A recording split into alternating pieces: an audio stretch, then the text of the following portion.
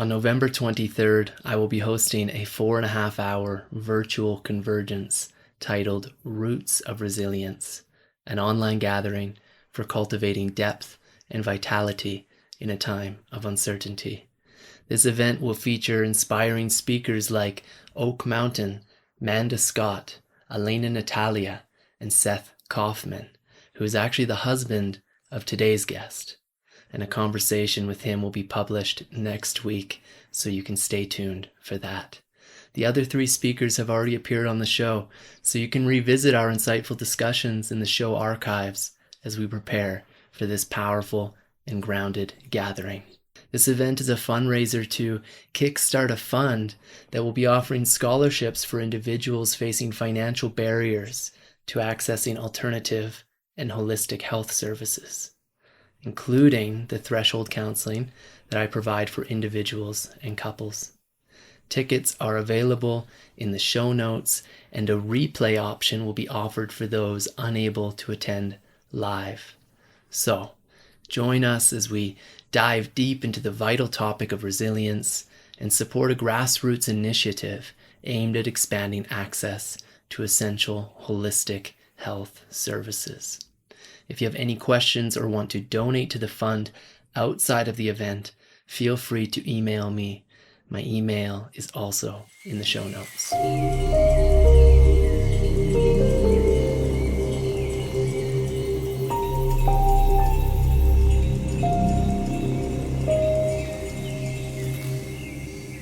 Welcome to Wild Heart Revival, a gathering place for heartfelt conversations and stories as pathways of renewal and revival. I'm your host, Te Tayari, and today's guest is Ganga Devi Braun. Ganga invites us into a timely conversation about regeneration, resilience, and reconnecting with our deep selves. She reflects on her childhood in hurricane-prone Florida, sharing how these natural disasters revealed the power of community and the human spirit. Raised in an interspiritual ashram, Ganga developed a profound relationship with land and spirit, shaping her understanding of a regenerative paradigm focused on life-affirming growth. She introduces the concept of the golden shadow, encouraging us to embrace the valuable, unexpressed parts of ourselves, often hidden by fear of rejection. Ganga shares some of the learned wisdom that she attained through her healing journey from chronic pain and fatigue, which involved cultivating a more grounded and embodied presence, leading to renewed health and resilience. We also discuss her reflections on her personal relationship with Ram Dass, whose timeless wisdom has touched so many hearts, including my own. Ganga's insights invite us to reconnect with the web of life, our communities, and our true nature, nurturing a life that is rooted, regenerative, and real. Ganga is a regenerative practitioner, advisor, and developmental partner to the leaders, nurturers, and visionaries shaping regenerative futures. Rooted in the land and waterways of the Eyes people along the Treasure Coast of Florida, all of her work comes from a practice of deep listening to the wisdom of the more than human world. She is an active member and graduate of the Regenesis Institute for Regenerative Practice. Committed to the potent emergent work of the many threads of regenerative cultural transformation, Ganga works with founders and leaders in a range of regenerative movements and initiatives to support the integrity of this work at multiple levels of development. If you are new to the show, you might like to know that I am a counseling psychologist with an online practice dedicated to supporting wanderers, wanderers, and edgewalkers. If you're curious about how my personalized threshold counseling could benefit you, I invite you to schedule a free insight call. This is a wonderful opportunity for us to connect, explore our alignment, and see if we might walk alongside each other during a pivotal moment in your life. To learn more about my orientation to counsel, including the guiding themes of the threshold counseling that I offer, and to schedule your free insight call, visit coyotecounsel.earth. There is a direct link in the show notes. For more content, including additional podcast episodes and my latest essays, follow the same link. And if you haven't already, I encourage you to subscribe to Wild Heart Revival on your favorite podcast platform. Additionally, your likes, comments, ratings, and shares are not only appreciated, but essential for nurturing the organic growth of these heartfelt conversations and stories. Now, let's join the vital regenerative dance of entropy and syntropy with our dear guest for today, Ganga Devi Braun. This first question that I prepared feels even more pertinent given your current situation, evacuating your home and your family to get out of the direct line of this hurricane. What's the name of the hurricane? It's Hurricane Milton. Hurricane Milton. Yeah. So I really resonated with your recent essay about the concept of ground. I believe it was called "What is the Ground?" Mm-hmm. And within that, you connect this concept of ground to the tetrad framework of regenerative development and design. And I appreciate how you describe the ground as the nurturing foundation for new systems, encompassing everything from beloved places to deep emotional connections. Your insight into the pervasive sense of groundlessness in our society really struck me. And I found it inspiring how you emphasized the potential for finding ground in unexpected places through curiosity and connection. And so I wanted to turn your final questions in that essay back to you and see what's present for you today. What is your ground, and what do you see as the ground of the things you're bringing into the world? Thank you. Yeah, it's interesting, coming to this call, not from my own home, which is, for context, I live in Ais land, which the Ais were a river-dwelling people along what's now known as the Indian River Lagoon, named after these indigenous people who lived so closely with the waterways. And the Indian River Lagoon is like it's one of the most biodiverse estuaries in all of North America.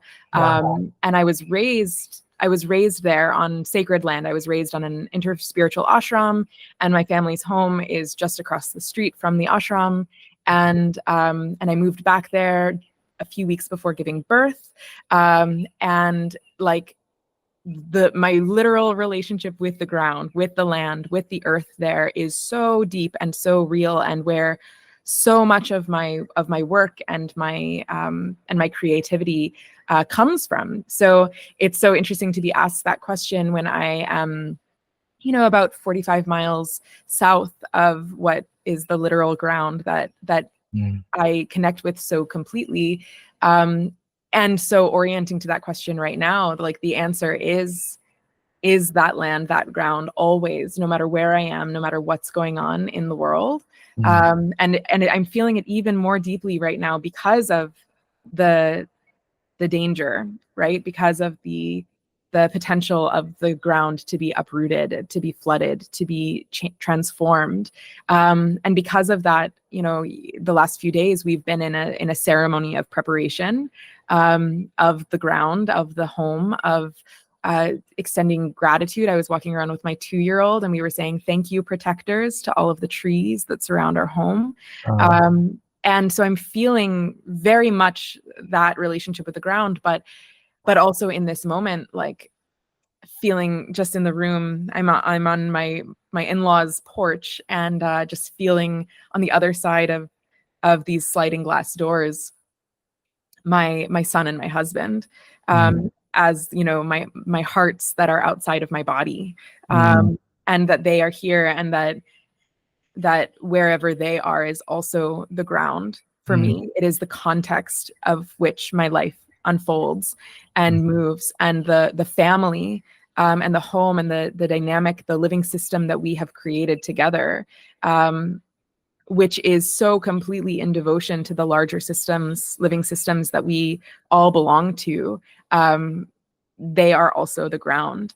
Mm. And even just being in that inquiry, it's so interesting. Like, just speaking for the last, few minutes, I feel in my nervous system like a stabilization in just reflecting on and thinking about them and this.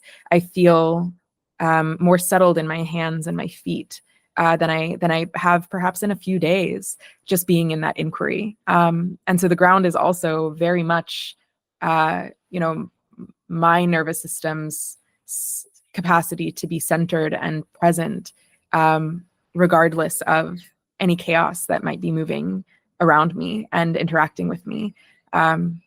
Yeah, so that's the ground right now as I'm feeling it. Yeah, well, it's very interesting because you talk about curiosity and connection as being fundaments of groundedness. And here we are, we just brought up the inquiry. We got curious together for a moment, and you started to feel that. And in that inquiry, you connected in with your beloveds, including the land that you're so rooted into. I'd like to take it a little bit further. I don't know what question is forming in me, but I'm wondering about how the land you were born within and grew upon, that how is it, how might you, like, what do you carry with you from there to here, especially in the context of being forced to leave? Mm. Like, how does it how is it carried in your body, in your heart, your mind? Yeah, Why might that matter? it's interesting. The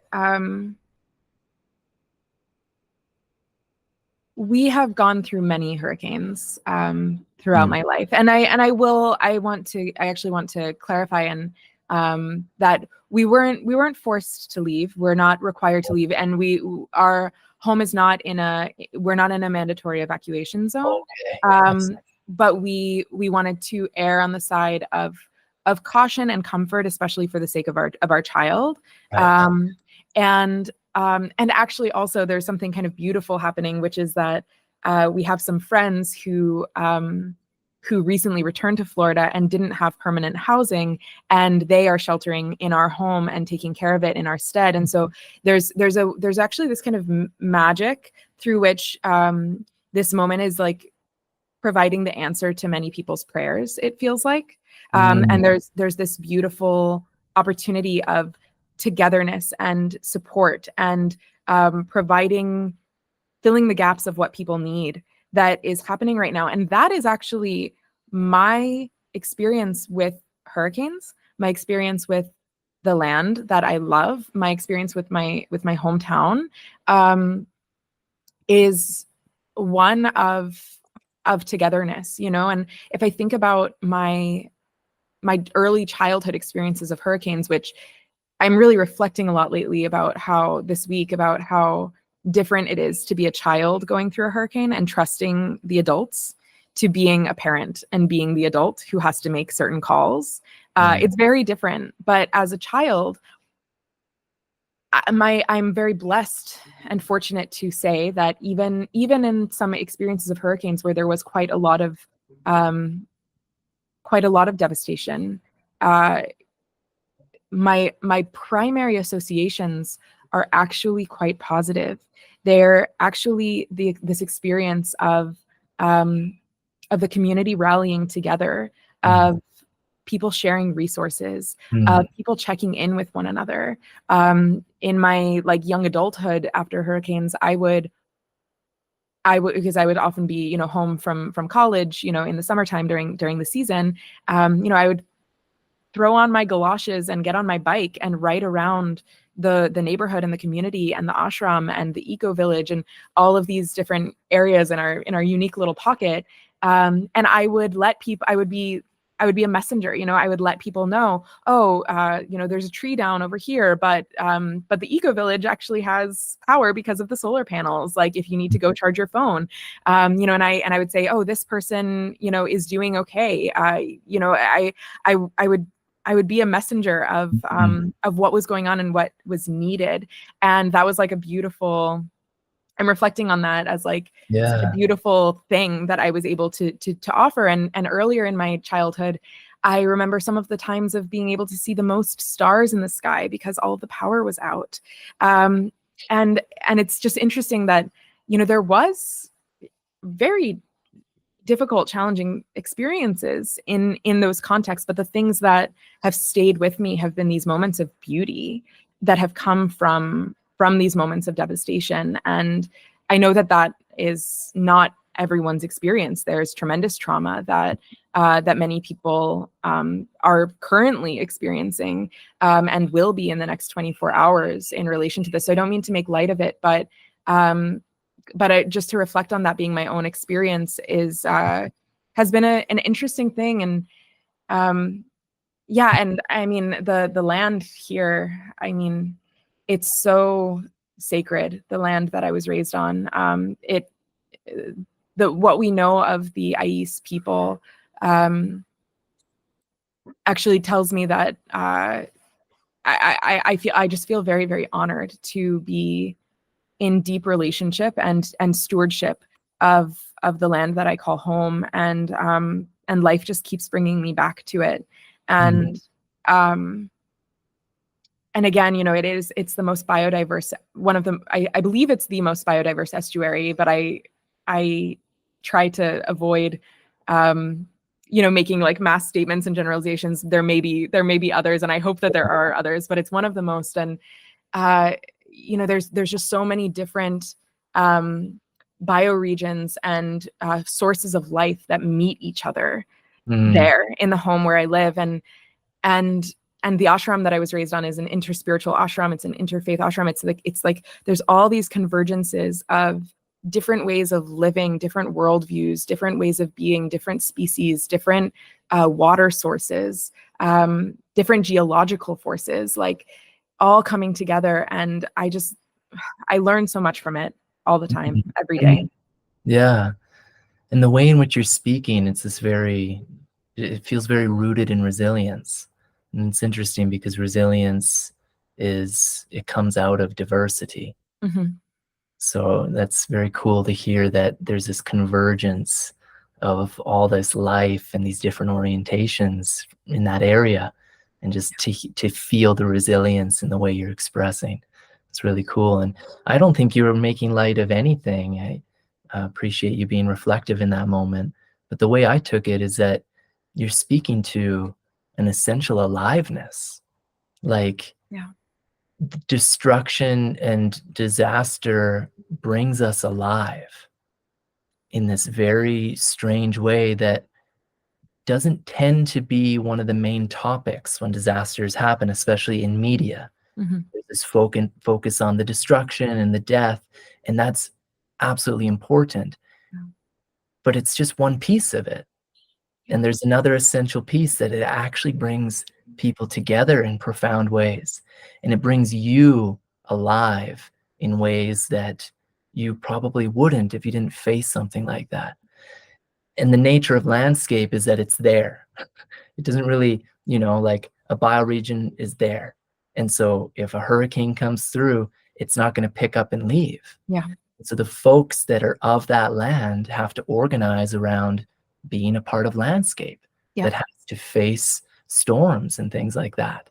And that's amazing. But you reminded me of this book I read. It's called A Paradise Built in Hell, Mm.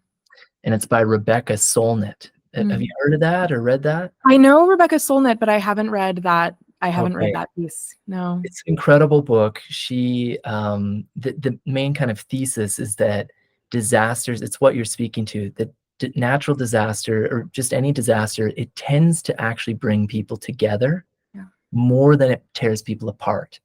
But there's this meme or narrative that some folks have that disaster strikes and people turn into their worst selves. But your experience is that that's not really the case. And actually, that's the experience of many folks. And she goes through different events like the fires in San Francisco in the early 20th century, 9/11, Hurricane Katrina, some other ones. And it's interesting because lots of folks say that those difficult times were actually some of the best days of their lives. Yeah. Which is such a wild thing. It's like, really? The the burning down of your entire city and not having access to food and shelter was some of the best days of your lives? Like, what is that function of our Mhm. humanity? And Yeah. go ahead, Oh please. yeah, I have well, oh gosh, I love this line of inquiry because it points to the essence of all of my work, which is the idea of regeneration. And this is something that it's becoming a buzzword, but things become buzzwords because humanity is longing for them, because there's profound resonance with them, and because people are waking up to ideas. And I've been in the space of regenerative inquiry and culture work for nearly a decade now, which is Mm, amazing to reflect on. yeah. And regeneration, in its simplest terms, and this is actually something that Daje, who is, I know, on the podcast just recently, says so succinctly. She and I are business partners and creative partners, and she says so succinctly, regeneration is simply the life cycle. Mm,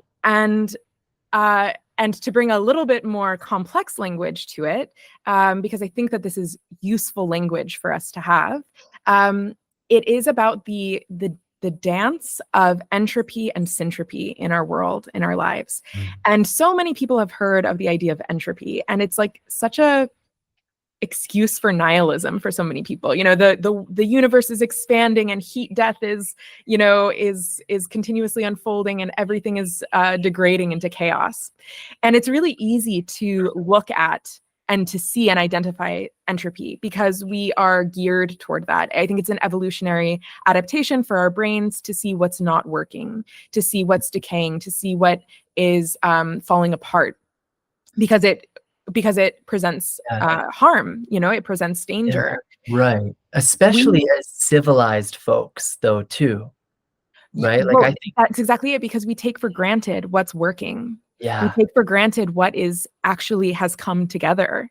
right. And syntropy is a term that was coined in like the 40s by this Italian mathematician Luigi Fantapié, who was willing to go against the academy to investigate some mathematical potentials of reality that was actually about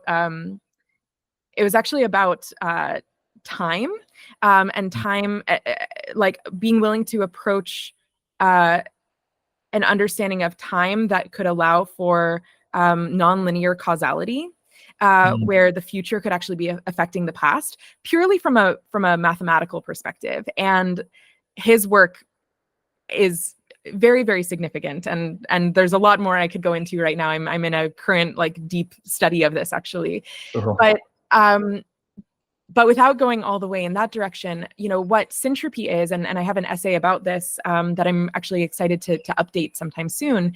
Syntropy is the coming together of anything. It's on a cosmic scale. We can understand it as the on the outside edges of spiral galaxies, there are these massive gravitational bands, and the gravitational bands move through space dust, and they gather together the space dust into such high gravitational compression that they create new stars, new solar systems, new planets, new asteroids, all of that. um, and and this is going on all the time while entropy is also unfolding in our galaxy. Syntropy and entropy are both unfolding simultaneously, and syntropy on planet Earth we can observe as trees absorbing sunlight and going through the entire process of photosynthesis and creating matter Mhm, from sunlight. mhm, It's the drawing together of the forces of and power of this universe to create something new. And this is unfolding all of the time. It's the things that are unfolding well and that are working, something that is syntropically set into motion to create something as simple as, a preschool. This is an example that I often give. Like, the creation of a preschool is amazing. It's beautiful. It's resources and community and individuals and institutions coming together to create something that then is on a trajectory that hopefully is working well. But nobody ever calls a preschool to tell them how great they're doing. They only ever call to say, this is the thing that's going wrong. This is the thing that I see that's going wrong. And this is how it is in our world. We only seem to identify the things that are going wrong instead of what's going right. And yesterday morning, as I was waking up and preparing to pack up and leave my home and evacuate, I was looking around at my house and I was appreciating how dry the floors were. I was appreciating that my windows were intact.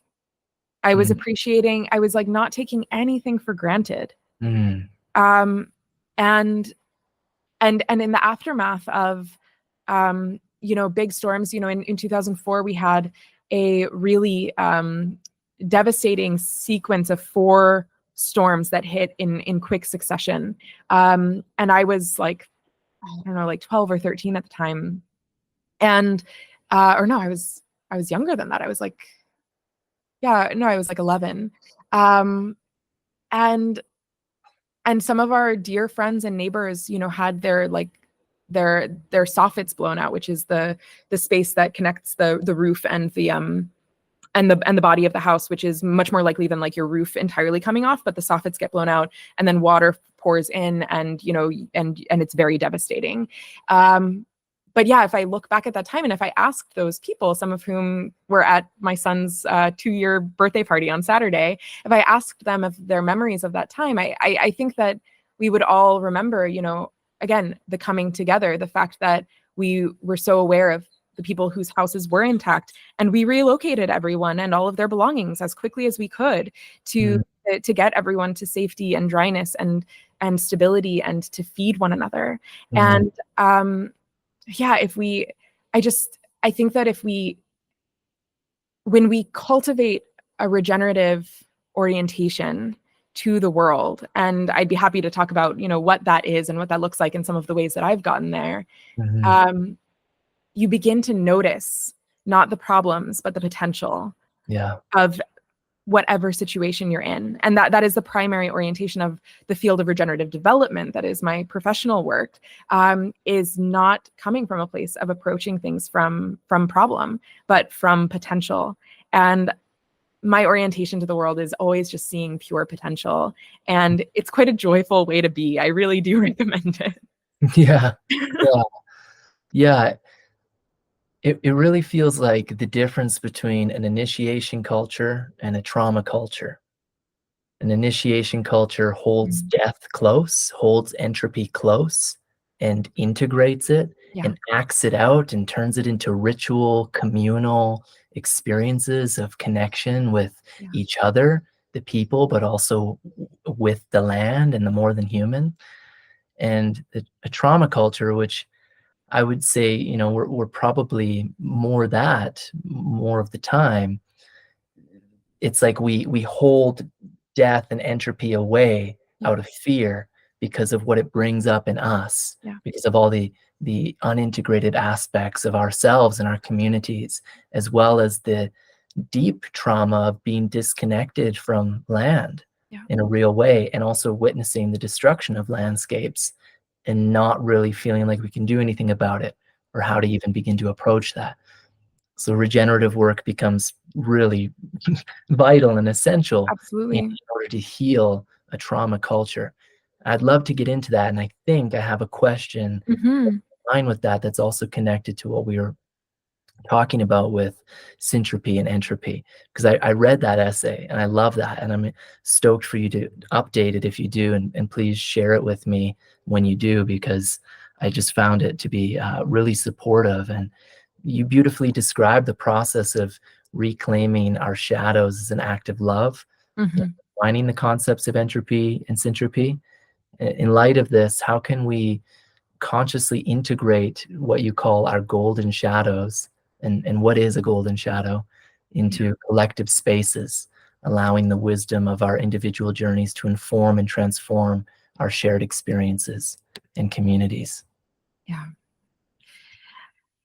Beautiful. Yeah. So to answer the question, the question at the heart of this, I think especially for the listeners, is the golden shadow is a concept that has emerged from Jungian depth psychology. It is not something that Carl Jung coined. And that's also something I want to go back and like update some of these essays, because I'm always learning about different origins of different concepts. And a part of me feels like a bit bashful of like, oh, did I say that was a Jungian concept? Because I have since learned that it wasn't present in his original works. And I always just want to be coming from that place of like precision and intellectual humility. But since then, the golden shadow has kind of taken off as this concept of I think when people think about shadow work, it sounds scary. And it sounds scary because we live in a culture that is afraid of darkness, that is afraid of what we can't see, that is afraid of the earth and the womb and, the caves and the subterranean. But that, I mean, literally in the body of the earth, that's literally where actual gold is. It's where the actual nutrients are, is within the darkness of the earth. It's where life comes from, is within the womb, right? Like all of these things that we reject and deride and are so afraid of within our culture are actually the source of life. And so if we can consider that our shadows, which in the simplest terms are the aspects of our authentic self that we have rejected, that our ego has rejected because we have been told or given the impression in our life that those parts of ourselves make us unlovable. That's what the shadow is. And we can kind of explore ground it into an example of, if I as a child overheard my father deriding someone for a quality that I recognized in myself, then I'm going to suppress that quality in myself because I want the love of my caregivers. And there's two different angles that I like to look at the golden shadow. One is, what is that core quality within yourself that you rejected in the first place? And how can you love that? How can you find what's beautiful and worthwhile and precious and loving about that quality? And then on the other side, and this is so rich as well, and how have I grown and cultivated something that I wouldn't have otherwise because I rejected that for some time. So an example for me is my relationship with power. I was raised, as I mentioned, on an ashram, and there's a lot of amazing qualities of this ashram, but the founder of the ashram, I have come to recognize in adulthood and through some deep collective work with the people who were raised on that ashram, in many ways was a cult leader. And there were very cult-like dynamics in the community that I personally did not experience the worst of it. But a lot of my friends and peers did experience some really very bad things. And I think a part of me picked up in my childhood the dangers of power, of the kind of power that she had. And so I've had a very uncomfortable and resistant relationship with power my entire life. And it was actually in going through the interspiritual seminary that I went through, because people were, many years ago, people were starting to come to me for spiritual guidance. And I was and my husband as well, and we were both deeply uncomfortable because we were so aware of the shadows of spiritual leadership. We were so aware of how much harm people cause when people give their power over to them. And we really wanted to be sure to be coming from the deepest ethical grounding possible and the greatest amount of spiritual maturity. And so that journey, so we found this amazing interspiritual seminary. We enrolled together. We became engaged and actually got married, like in this period of that 2-year journey, because it really revealed to us how deeply entwined our dharmas are. It was a really beautiful experience, and it helped me really renegotiate and see more clearly my relationship with power. And what I will say is that when I connect with my power, my spiritual power, my intellectual power, the power of my life force and my passions, now that I have had such a journey of bringing consciousness to it, I trust my power because I know that my power is love. Like that is something that is very deeply stable in me, that is rooted in the ground of my being. I know that the power that moves through me is love, and that my motivation and my direction is love, is bodhicitta, is tikkun olam, like is these very important spiritual concepts that anchor and orient me always. And that's not necessarily a given. That's because of the cultivation that I've had. And so it's this synthesis. I think that the golden shadow is this synthesis of what was within you, you know, from birth, in your authenticity, from your soul, from your spirit, as well as the wisdom and the lessons that you've cultivated by adapting to the challenges and the heartbreak and the grief and the fear and the rejection and the warning bells of existing as a human being in this imperfect culture, interacting with other people's shadows, learning lessons from them. When we bring those things together, we create a new synthesis. And that is a profoundly regenerative process, right? I'm not just saying like, I'm going to go back to who I was before. No. Or who I would have been if I hadn't experienced X, Y, and Z. It's saying, okay, whatever, I had the karma, I had the life circumstances to be in this. What is the greatest possible wisdom and synthesis and becoming that is available to me here, and how can I be committed to surfacing and deepening into that? Yeah, beautifully said. Yeah, I can sense the life death cycle and that kind of journey in the way that you're explaining it, and especially when I reflect on my life and others who have blessed me by telling me their story. Like when you're wounded young, that's a death of sorts. That's kind of an entropic process. And then that wound heals and you have some sort of spiritual or even physical scar tissue. And that's a syntropic process in a way. Yeah. But it's messy, and especially if it happens when you're young, you know, there's not this enough consciousness to like really integrate it. And so then it comes to a point where it becomes important to I do think that that's the task of adulthood. right to turn toward those wounds that are inevitably there and go, okay, what's there to be composted, what's there to die again, because in that earlier coming together and healing, it was deformed, it wasn't held in the light of awareness and the light of loving embrace. And so then there's this intentional death that has to happen, this intentional entropy.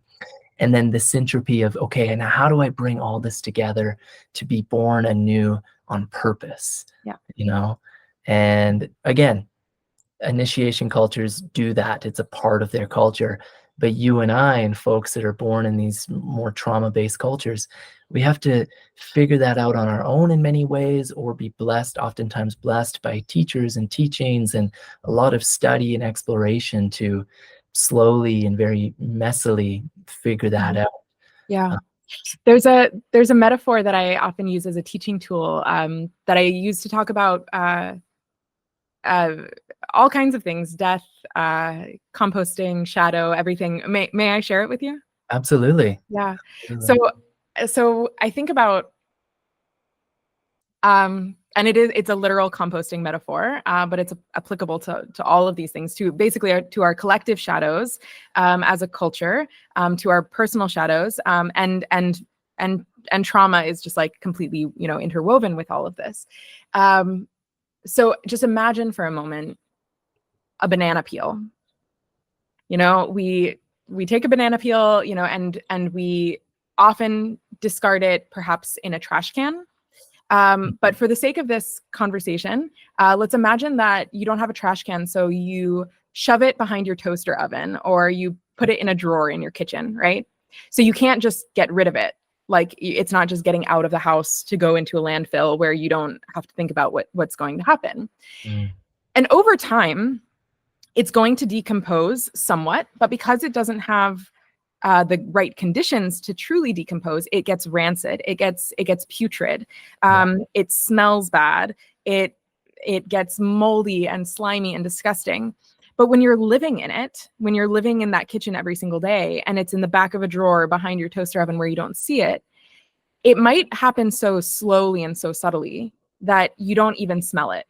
You don't even know that it's happening. And it might take somebody else, entering your home and being like, hey, something's not quite right here, to bring your awareness to the fact that like something's rotting here, right?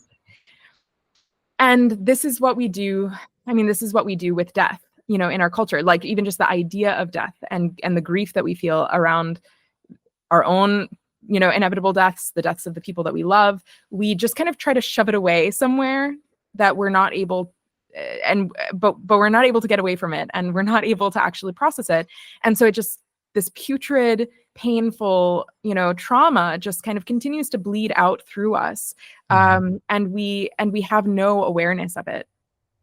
But what regenerative work is, what composting allows us to do, what trauma healing allows us to do, is taking that thing that is ready to die, that thing that is ready to decompose, that thing that is ready to rejoin the web of life, because that's actually what death is.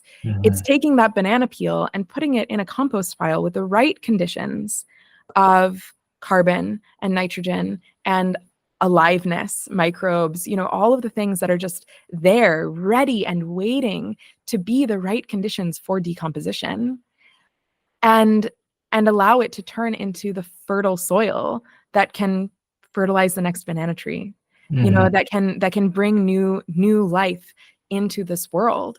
And so when we do shadow work, like I always tell people, if they're afraid of shadow work, I tell them, I'm just like, the only thing you should be afraid of is your unexamined shadows.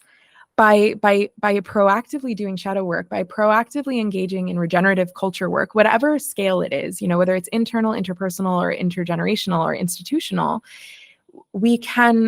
it's by bringing consciousness to it that we're able to say, okay, what are the right conditions through which what is ready to die can fully be decomposed and be reintegrated into the web of life, that it can become the fertile soil for what is asking to be born. And in this moment of humanity, I mean, it's like, that's like the most important question that we have. What are our institutions? What are our interpersonal dynamics? What are our intergenerational patterns?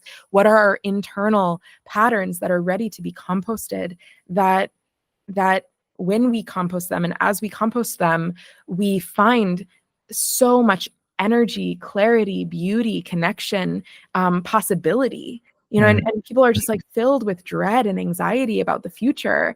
But the people that I know, the people that I work with, the people who are involved in regenerative culture work, we have eyes wide open to the realities that we're facing, and we see the world full of potential because we're constantly tending to the soil. Yeah.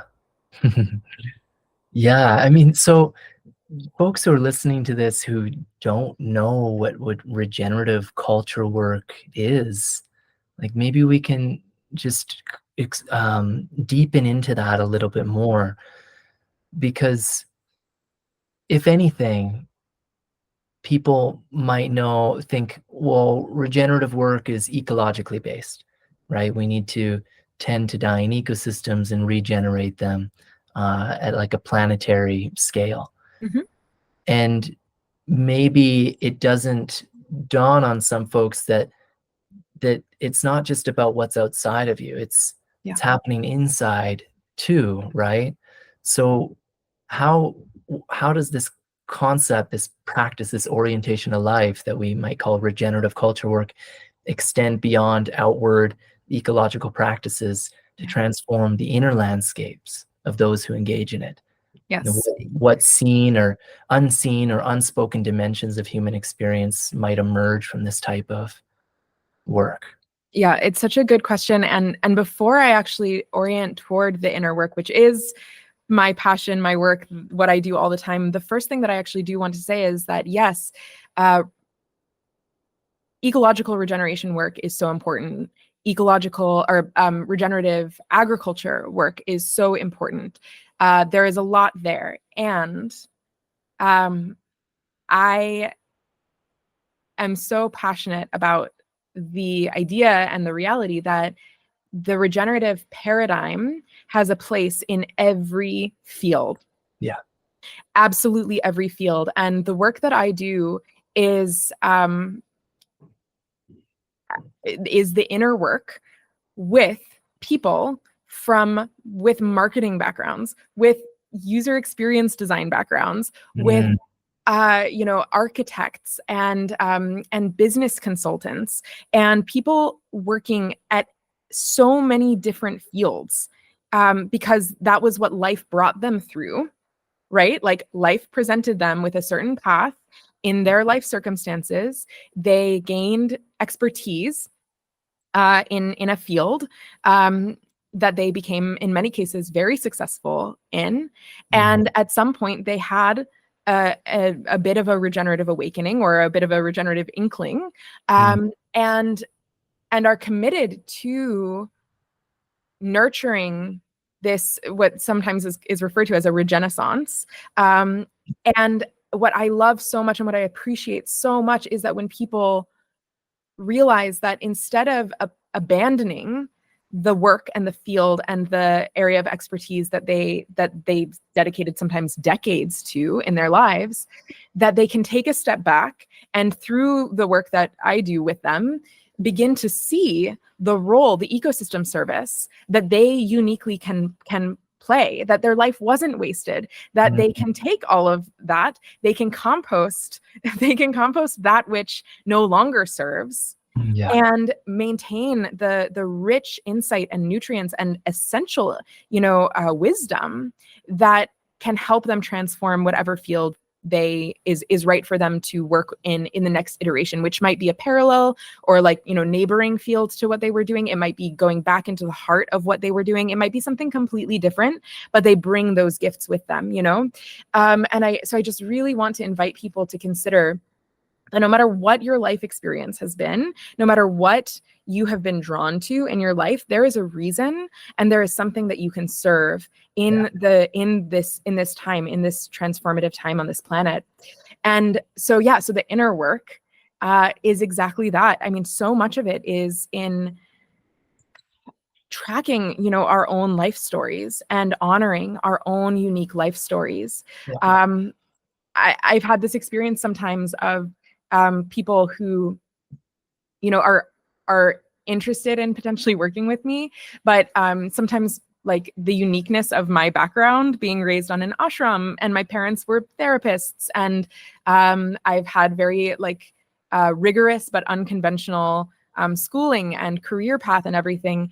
I think some people get self-conscious that they are too normal or something. I understand. And I'm like, no,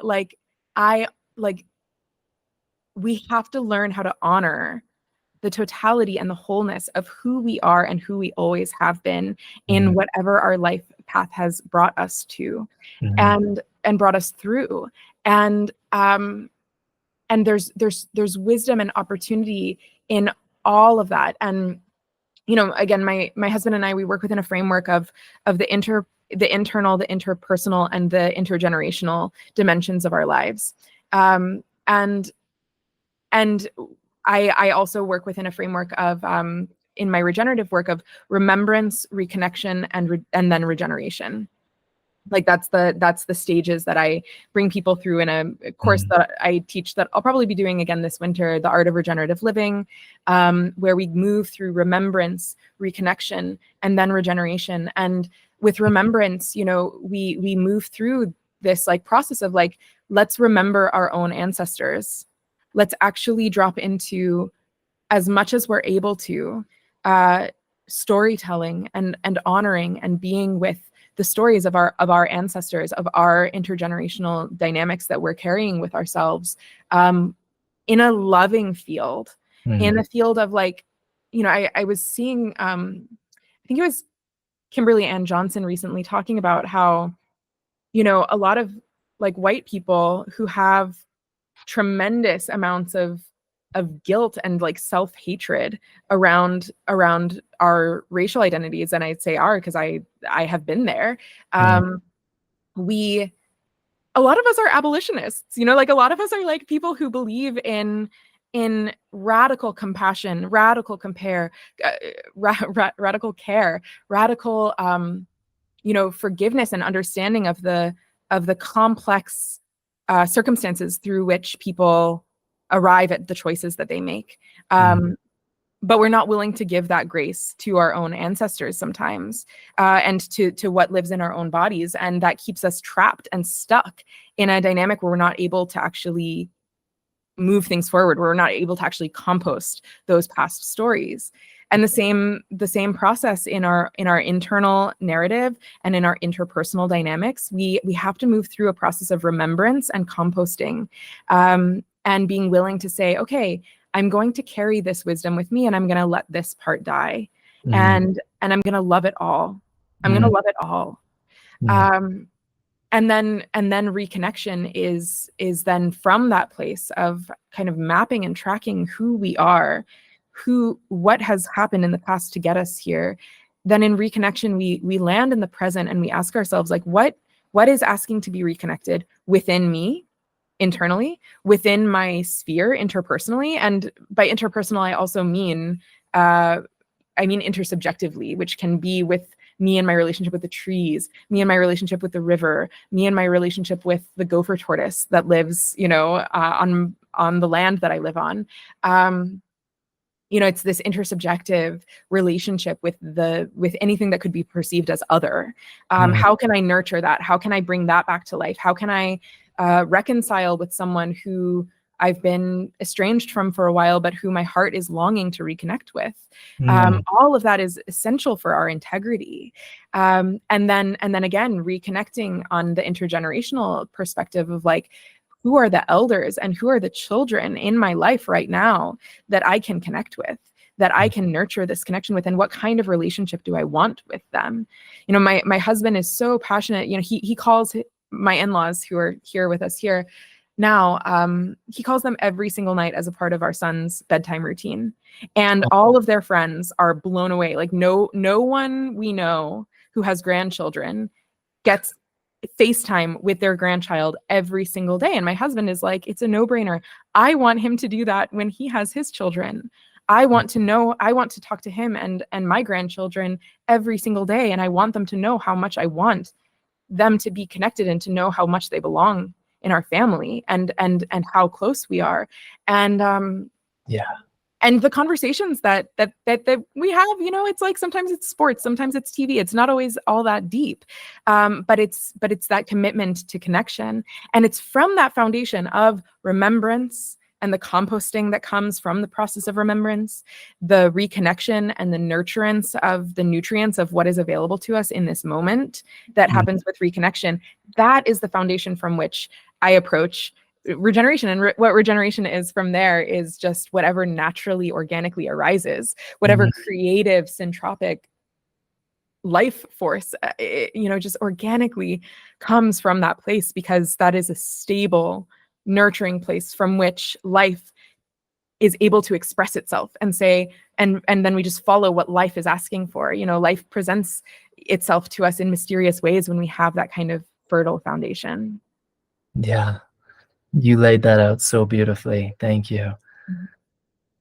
You said radical care. You said the word radical a few times, and I was reminded that that word is connected to the idea of roots. Yeah.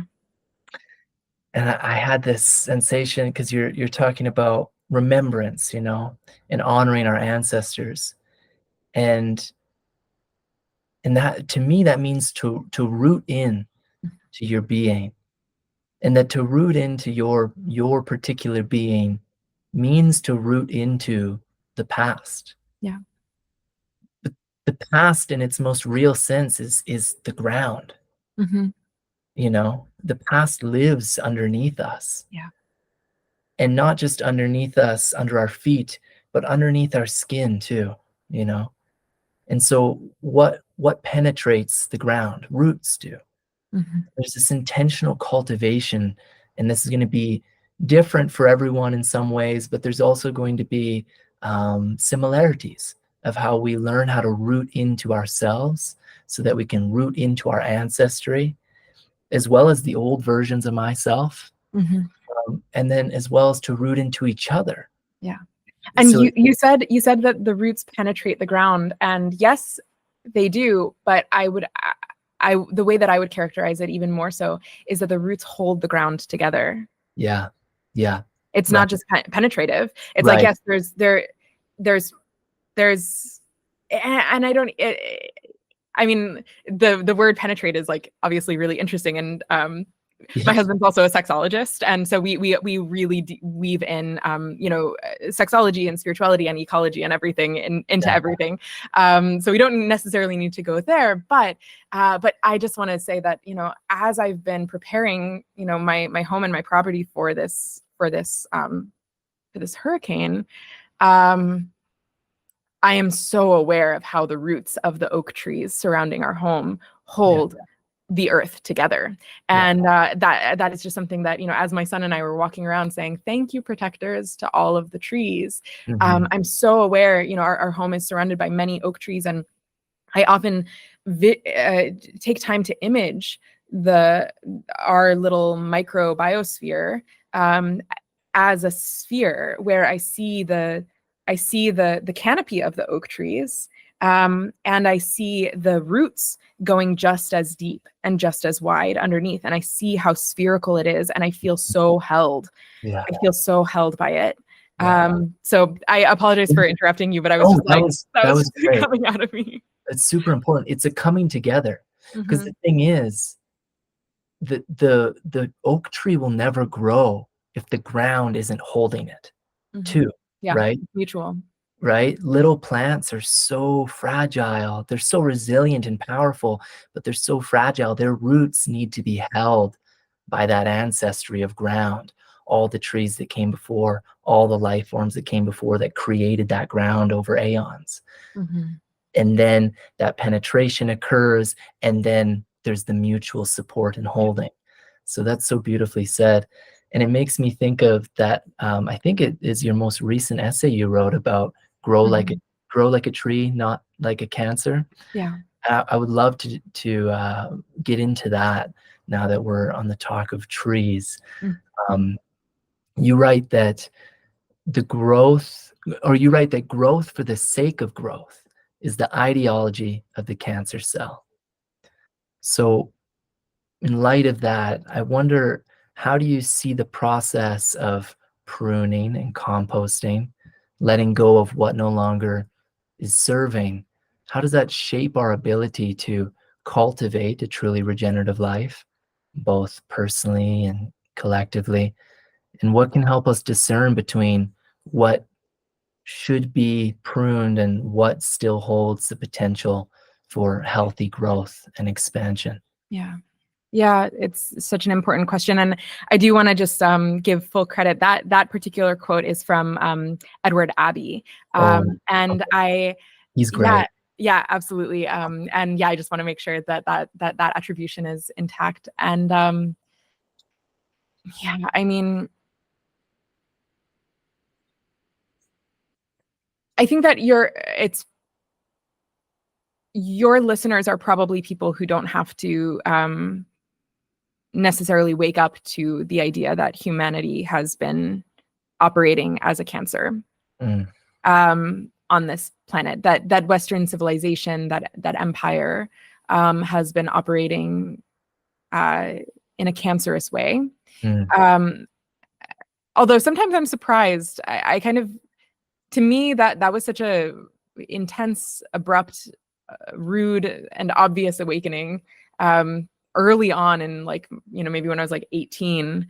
Um, that sometimes I'm surprised when I talk to people and they're like, "Oh, that had never occurred to me before." But I do think that a lot of people are awakening to that idea. And one of the things that I want to say to that is that, um, I've traveled around the world, um, in some cases as like a representative of North America, to like global gatherings of ecological, like young ecological activists. I have like presented at like the United Nations in Bangkok on this idea, and like all of these different kinds of things, and some interesting conversations that I've had with some people that are deeply concerned and deeply committed to environmental activism, but sometimes people get stuck in that mentality. They get stuck in like, humanity is a cancer, we're behaving as a cancer, and like we just need to like, you know, minimize, you know, humanity's presence as much as possible. There's some like eco-fascism, eugenics kind of directions that some people can go, that I understand where it's coming from, and it's like not, and I don't think it's the only way. And so part of my inquiry, you know, in that kind of led me to that essay, which I honestly wrote and drafted really quickly and just kind of put together with my husband, like while my son was napping. But I just wanted to get it out there. Is this idea of like, let's ask ourselves what, instead of just completely rejecting the idea of growth, instead of just completely rejecting humanity and this image of ourselves, like let's just examine what grows in ways that we want to. Yeah. And just like literally for everyone to ask themselves that, like, what kind of way do I want to grow? What kind of a way do I want my business to grow? What kind of a way do I want humanity to grow? And you know, I've been I don't know if you're familiar with the book Psycho-Cybernetics. It was written by Maxwell Maltz in the 1960s, and I'm currently in a course called Cybernetic Countercultures that's tracking how this original idea of cybernetics, which comes from the Greek root of just a steersman of a ship. It was originally developed by Norbert Wiener, who described it as communication and control in animal and machine. And it's gone, in dominant culture, the idea of cybernetics and the wisdom and the knowledge of how communication and control happens has gone so completely in the direction of machines and machine learning. And that's what most people, when people think about cybernetics, and even the idea of like cyber, you know, cyber whatever, comes from cybernetics, it's so associated with technology. But actually it's about steering. It's about steering systems. And Psycho-Cybernetics was written by Maxwell Maltz, who was a plastic surgeon who was very aware of how so many of his patients were getting the exact thing that they asked for, but it wasn't making them happy. And he developed this incredible small little book that is the basis of Tony Robbins's work, and like so much like personal transformation like work in the world that has honestly created a lot of personality cults, in my opinion, is all based on Maxwell Maltz's work in Psycho-Cybernetics. What my husband and I are really interested in, because it works, like it works. It's about manifestation. It's about self-image. It's about who we think we are shaping who we become and what we're able to experience in life and in this world.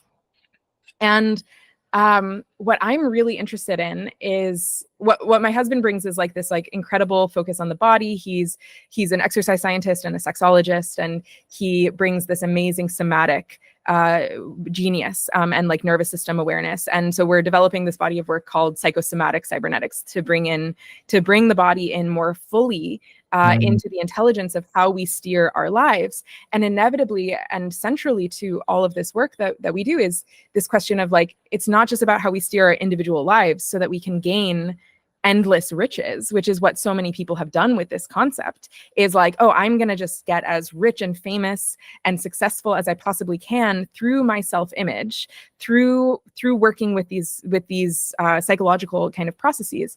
But I believe very deeply that if we can root into our bodies and the body of the earth, and we can apply these principles, and again, the course that I'm taking on cybernetic countercultures is actually tracking how cybernetics has shaped Gaia theory.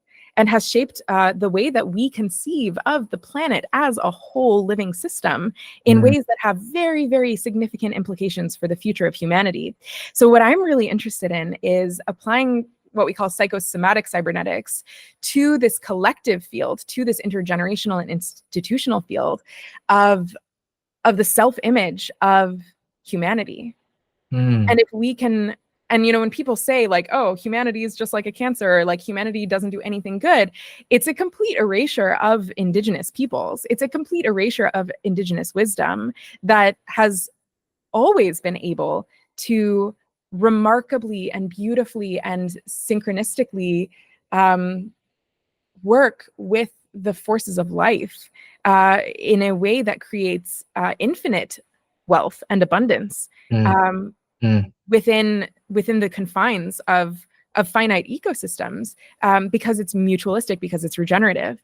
And if we can shift humanity's self-concept in a meaningful way to understand that humanity it doesn't have to be this way. We are not inherently this way. We are children of the earth. We are fingers on the hands of Gaia. We are, however you want to put it, we are agents that are of this earth, moving through this earth, that have the ability to affect change on this earth. And that gives us tremendous responsibility. But then if we can connect with the species and with the life forms that speak to our hearts and that speak to our souls, and we can remember who we really are by being in relationship with them, by allowing them to be our teachers, then the field of potential, then it's like, then we're shifting from identifying, oh, humanity is the problem, to saying like, okay, well, humanity is the potential here. We are syntropic beings. We are life enacting life upon ourselves, and we have stuff to do. And we each have something powerful and meaningful to do, and none of us are here to do it alone. We have to have friends in the work. We have to do it together. We have to have trusted companions and advisors and people who might call us out on our bullshit as well, and who will hold us accountable to our deepest potential and our deepest form of service in this world. And like, that's the work that I'm just so honored to do and to be increasingly doing in this world. And the more I do it, I just see this like network effect of the people that I work with who are awakening fields of potential in others through their work, and it's just this beautiful like flower of life image that I get whenever I'm feeling really, really alive and awake in the work that I do. And I want everyone to know that like, you can feel that way too. It's possible. Like, we can all be in this work together. Yeah, that's how it goes.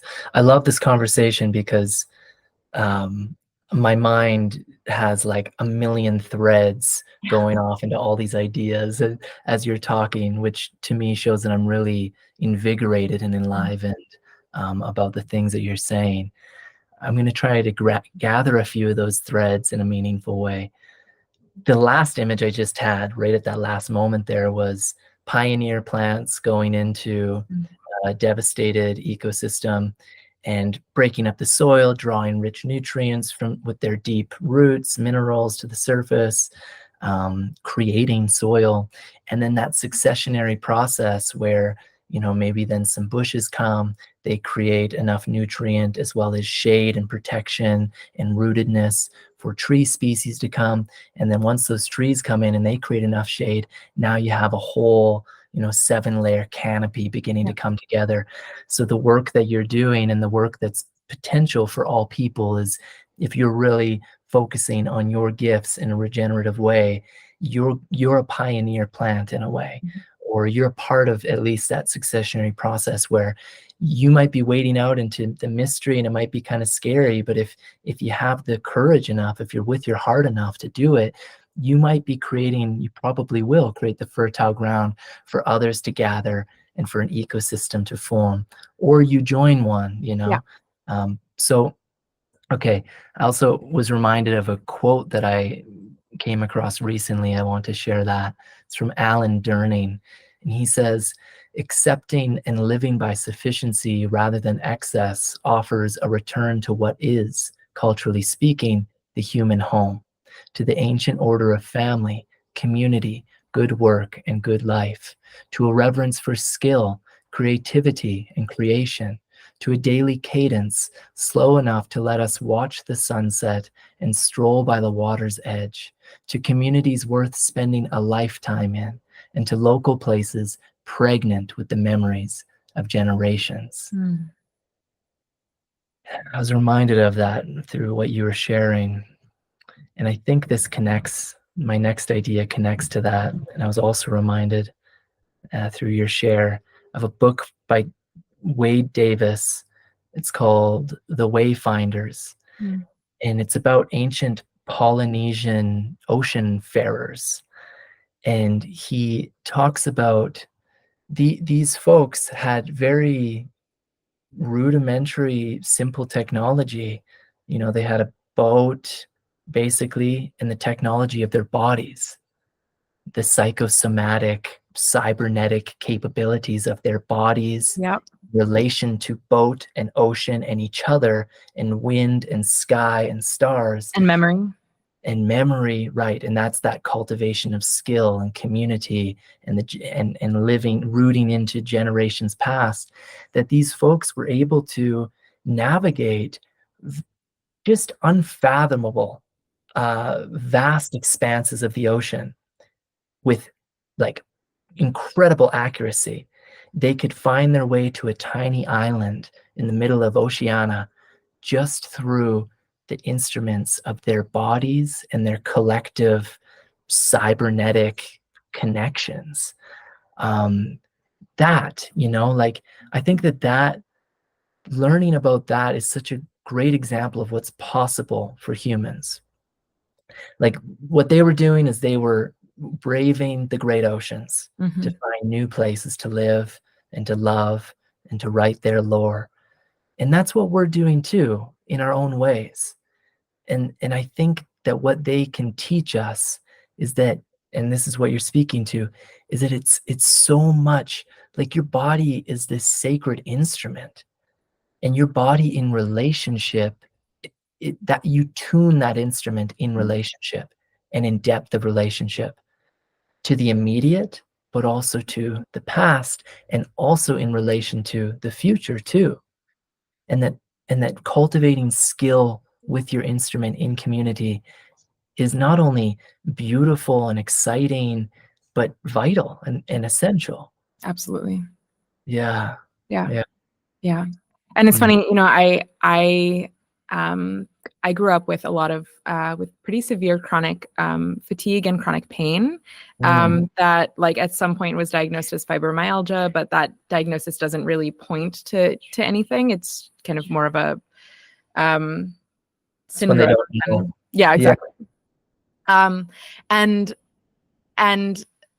And so a lot of my a big coping mechanism that I've had my whole life is intellectualization, you know, is going to my head, is dissociating from my body, because my body did not feel like a safe place to be. And it's been so interesting. I'm sorry, I keep on talking about my husband, but he and our work that we do together is so intertwined that that it's kind of impossible not to Don't mention apologize. It's beautiful. What a gift. Yeah, he's amazing. His name's Seth Kaufman, and he's just amazing. Maybe I can get him on the show too. I'd love that. I think he'd love that. Yeah. So, but being in relationship with him, you know, it was so funny when we got together. You know, and his master's degree is in exercise physiology and kinesiology, and you know, and he's worked as a strength and conditioning coach, you know, to some incredible people, including professional athletes and Olympians and Paralympians and billionaires, and like and then, you know, old ladies who've survived cancer, you know, like a really beautiful spectrum of people he's really deeply helped them with their bodies, with the goals that they have for their bodies. And similar to Maxwell Maltz, you know, he always knew that, like, if they were just focusing on their body goal, their results would be incredibly limited. But he has the the emotional skills and and was continuously growing and learning different skills and different trainings to be able to work with people multidimensionally, to be able to support them not just on the physical dimension, but in all dimensions of their lives, which is why he's now like a lineage-based tantra educator and a sexologist, and he's also an ordained interspiritual minister with me. Like we're constantly looking to serve on all of these different dimensions. But because the ground of his career is in the body, everything he learns, he brings back to the body and back to the nervous system and back to all of the interconnected systems of our bodies. And I'm constantly learning from him. And as like someone who, before I met him, I was a living systems theorist, and I was, in the regenerative work, and I was, in all of these things, but it was often still quite abstract. I mean, like I would have my hands on the earth, but I wouldn't have my whole body in the earth, and I would still be bringing things into like a more intellectual framing and the abstractions of, of like the cosmic and the earthy, but not where those things meet, which is in the human body. And what I've noticed in recent years is like, I don't have fatigue any longer. My pain, I don't really have my chronic pain any longer. It's like this process of coming into safety and presence in my body, in relationship with him. And I know that this is, he supports all of his clients in this way. Like, oh, it's just so rich and beautiful to see how that has transformed my experience of the world, and of, because it's not just my body, it's my body interfacing with all of the living systems that I'm a part of. And there was something that within me, within the whatever traumas I was holding, that that many of which have been so subtle that they haven't been fully conscious, but I feel them dropping and I feel them releasing. I'm able to meet the world with so much more presence than I ever was able to before, and it's just incredibly beautiful. And the quote that you shared, there's so much beautifully like embodied, imagery and language in that. And I felt that in my body, and I'm so grateful to be able to say that I felt it in my body, because there's been so much of my life that my body's been quite numb. And to awaken to sensation and pleasure, and to open yourself up to pain and challenge and difficulty, as well as pleasure and beauty. You have to expand your openness in all directions, right? Like the aperture can't just open in one direction. It has to be to everything. But it's such a blessing, and it's a blessing that I wish for everyone. Yeah, I'm so happy to hear that that's been your trajectory, and that you're at this place of feeling so enlivened and open to your sensory experience and pleasure and all of that. That's beautiful. And I think a lot of folks do really struggle with that, and I don't blame them, given the kind of day-to-day things that people are oftentimes forced into doing, especially living inside of cities and things like that. Yeah. And I'm reminded of another quote I saw recently by Albert Einstein. It was something like, look deeply into nature. Look deeply into nature if you want to understand everything better. Yeah. And I think one of the first things you notice, that most people notice when they look deeply into nature, is that everything is embodied. Everyone else is deeply embodied. The trees, the animals, even the rivers, the flows and forces, everything is enlivened in its own unique bodily capacity. Totally. And so the reflection is, oh, how can I do that more wholesomely, more wholeheartedly, more honestly, more curiously with myself? Okay. And No, go ahead, please. To that, it's funny. I had my journal nearby, and I just remembered just a couple of early last week, I wrote in my journal, like it was funny. I was falling asleep, and I just had to grab my journal and jot this down. The simplest thing, it was just this phrase that I wrote: everything in nature has its own shape. Yeah. And I was just like, wow. I was like, yeah, even when you think like, oh, all of these leaves are the same shape, on a tree. No, if you look at everything has its own shape. Every sunflower, like, the petals unfold slightly differently. Everything in nature has its own shape. And I was just feeling into, the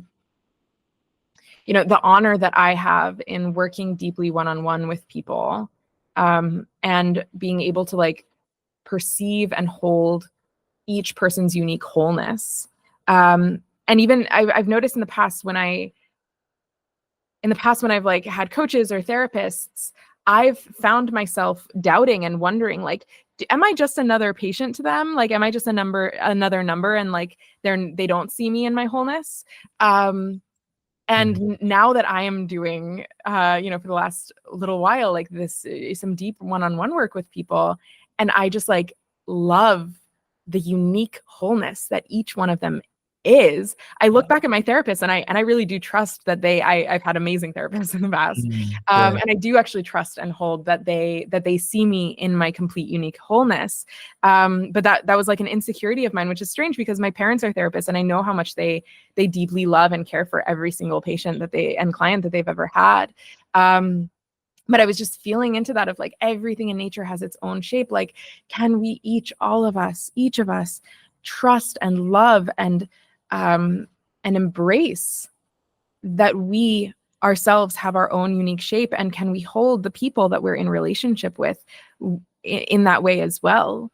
I think in our culture, we have such a inclination to be like, oh, there's these kinds of people, and just like not holding the absolute.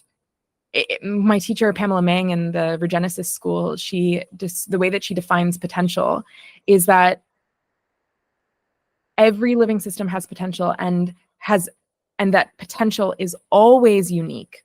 It's always completely unique, and it's always completely limitless. Completely limitless and limitlessly unique and uniquely limitless.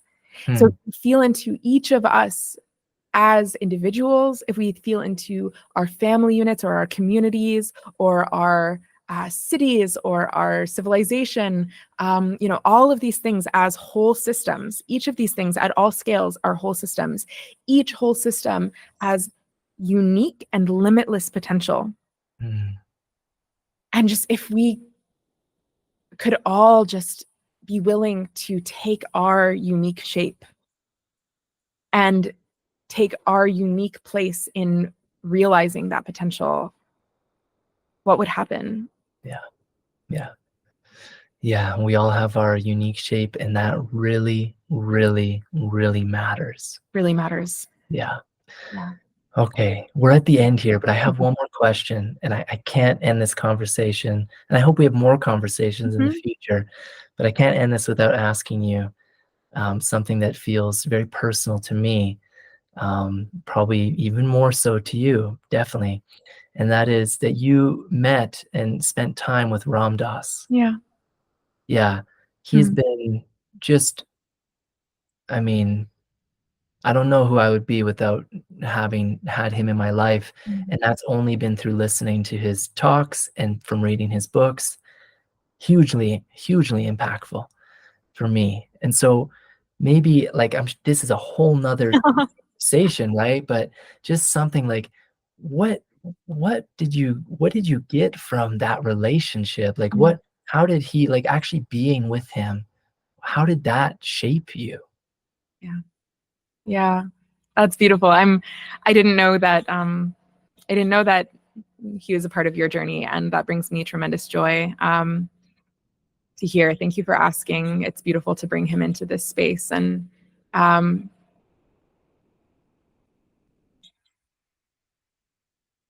yeah, there were two really significant moments in my life that I had like one-on-one time with Ram Dass. And the first was when I was 13, when I went to Maui with my father. And my father had lived in India, for context. My father had lived in India with Ram Dass and Neem Karoli Baba and the Westerners who were blessed to be in person with Neem Karoli Baba, Ram Dass's guru, in the few years in the early 70s before he passed away. So I was raised in that tradition, in that satsang. But that time that I spent with Ram Dass when I was 13, we went swimming a lot. It was like this just like really sweet time of presence and connection, that I look back on that time and that trip, and I feel that I received there was a nature of just total presence and clarity that I was able to really embody during that time, which is not always accessible to 13-year-olds. And I don't know if I could put to words how I feel that shaped me, but there was something really powerful about the second round of my kind of return to Ram Dass, which was actually while my father was in his death process. And it was in the first, and it was actually my father being in a death process through cancer that reconnected me with the satsang, as they were rallying around and supporting my father in some ways. And I went to Maui with Seth, who's now my husband. We were just early on in our relationship at the time, and we had some really meaningful quality time with Ram Dass during that time. And there's one thing that I'll share with you that he said to me, and I was feeling at the time like a really deep longing to know my place. My mother's definition of humility is to know your place and take it. And I was really wanting to know my place within the satsang and take it. And I was hoping that Ram Dass had some kind of like insight, because he knew me when I was 13 and he has all of this wisdom. And, and I was kind of hoping that he would direct me to what my unique position or service to the satsang could be. And for anybody who's listening who's not familiar, the term satsang means it's like the sacred community.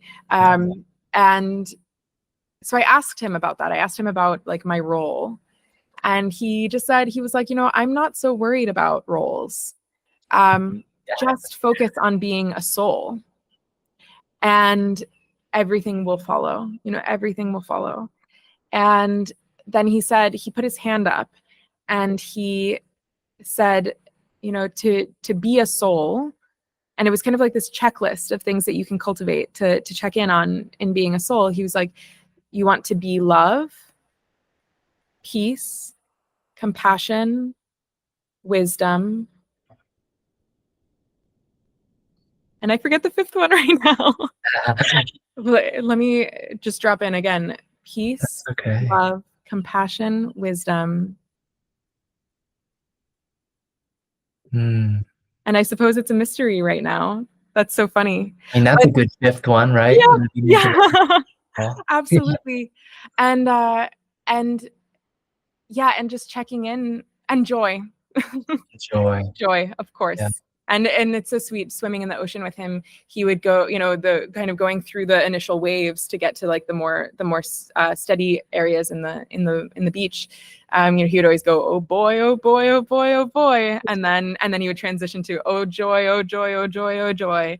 And there's so much joy. And it's funny. It's like funny that that's the one that I forgot, because there's like joy, so much joy in the remembrance of it, right?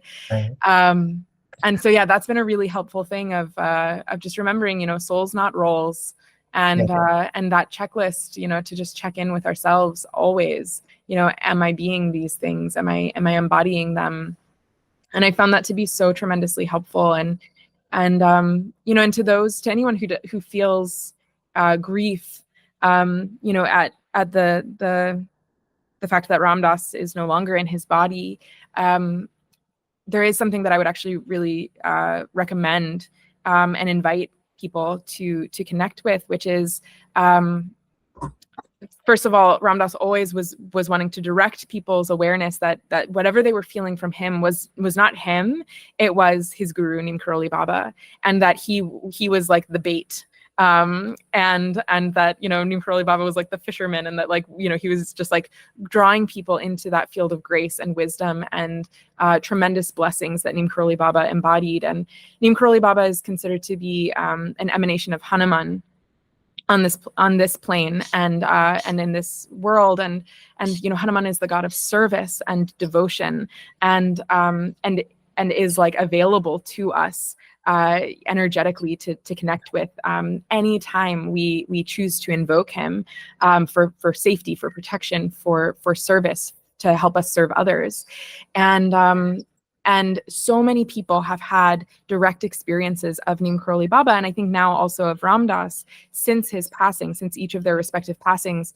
And there's this amazing book that one of our elders in the community, Parvati Marcus, put together called Whisper in the Heart, that tracks these incredible stories of grace and miracle that people have experienced since Neem Karoli Baba left his body. And these stories continue to unfold and continue to emerge.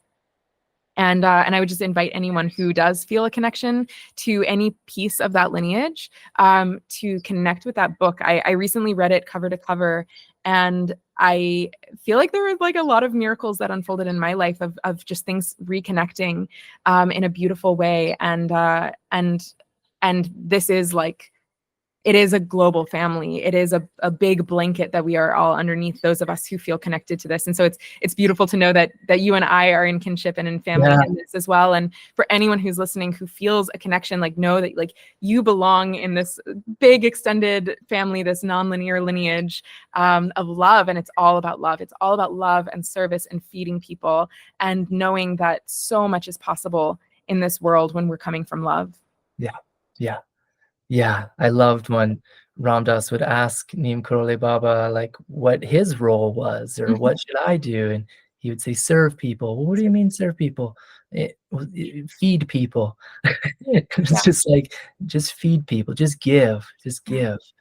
And how that community is anchored into that understanding of love, serve, remember. Yes. And I think that just is such a wonderful way to tie up this conversation. Thank you for sharing that personal experience you had with him. And to really end this, do you want to share anything that feels important to share, to direct people toward your work, or things that are happening in your world that you'd like people to know about? Yeah, thank you. I mean, if anybody is interested in connecting more with me and my work, my website, it's probably going to be linked in the show notes, is my name, gangadevibraun.com. My Substack is The Living World, which is an expansive title that is continuously changing and evolving just as I create. In there, it's sometimes a podcast, sometimes written, sometimes, you know, multimedia. You know, and for anyone who is listening to this, who has also listened to your episode with Daje, please check out our work at Storywork Studio. It's storywork.studio, I think is the full website, where we are collaborating together in really rich and meaningful ways with the Vision Society, where we're supporting people in building business visions, bringing business visions into life in a soul-centric way, as well as the Future Writing Collective, where we engage really meaningful themes every month and support like creative expression and writing, and the psychospiritual rites of passage that we move through in our creative processes. And so those are some different areas where I'm working and operating, that I would warmly welcome anyone to come and connect more deeply with me and with us. And just in general, you know, I think that, like, you know, to your question of like things that are happening in the world that people can connect with, like, I just invite everyone to get to know your land, get to know your neighbors, get to know the uniqueness of your bioregion, and cultivate deep caring for that. I think that, you know, it's really easy for us to get caught up in deep care that we have for, you know, the massive things that are happening, you know, on a massive scale on our planet, and things that are happening geopolitically, things that are happening, you know, in fields that are in many cases beyond our control and beyond our ability to directly impact. But there is so much in our neighborhoods, in our home, you know, counties, in our towns, in our states, where we live, that we can engage and care for. And I'm very aware of like this political moment and some of the things that are at stake, you know, in this election on national, state, and local levels. And I just pray that everyone finds their right place of action and caring and understanding all the many different multimodal ways that we can affect change, and that we can make life better for all of life. There's so many different ways that we can do that, and it takes all of us taking multimodal approaches through our lives all the time, and it can be joyful. Yeah, definitely. Agreed. Thank you so much for being here this morning with me, with us. Yeah, This has thank been a you. really lovely connection and conversation. I'm excited to get it out there. Me too. Thank you so much. Have a beautiful rest of your day.